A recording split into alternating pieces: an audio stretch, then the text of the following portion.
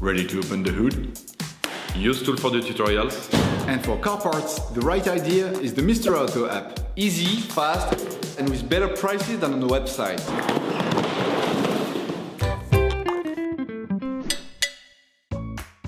You will find the bulk EGR valve used in the video exclusively on the Mr. Auto website and through the link in the description. Turn your engine off, pull up the handbrake, pull on the bonnet release lever and open the bonnet.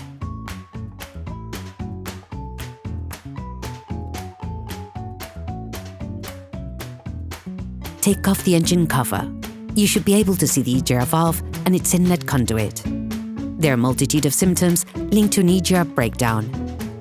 Loss of power, injection issues, appearance of warning lights. Using a thin flathead screwdriver, insert it into the hollow space under the connector. Create pressure by turning the screwdriver upwards and pushing down simultaneously, while with your other hand, pull on the connector to remove it. The EGR valve is held by 3 screws. One of them is located behind the valve and is a little bit tricky to get to. Undo the 3 screws using an 8mm socket wrench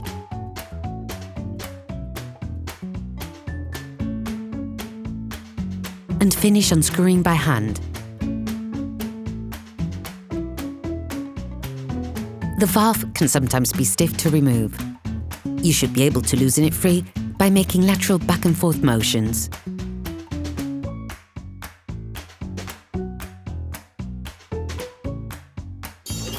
Please support us, subscribe and like the video, that will be really cool. When you're changing the EGR valve, we recommend removing the inlet conduit so that you can clean it. This will lengthen the life of your new valve.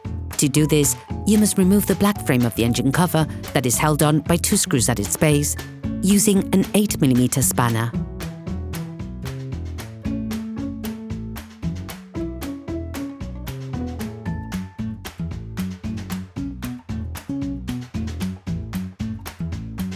Remove the conduit by combining a pull force with a lateral back and forward motion. Careful, if it's clogged up, the conduit may be rather hard to release. To clean the conduit, we recommend watching the video Cleaning the EGR Valve in your Megane 2 1.5 dCi. Take hold of your new EGR valve and compare it with the old one to ensure that they're both identical. We also recommend writing down all the codes written on the new valve in case you have to reprogram it, but it is normally not needed.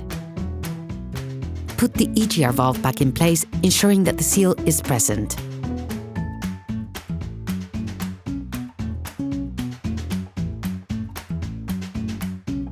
Once again, tighten the 3 screws by hand to begin with, and then finish the process off with a wrench.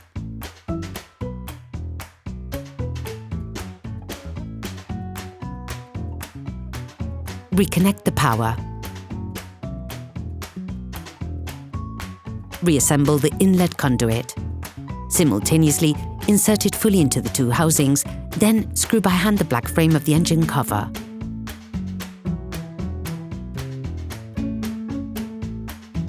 Finish screwing in the black frame with a wrench. Operation completed. Hello, if this video helps you, like and subscribe.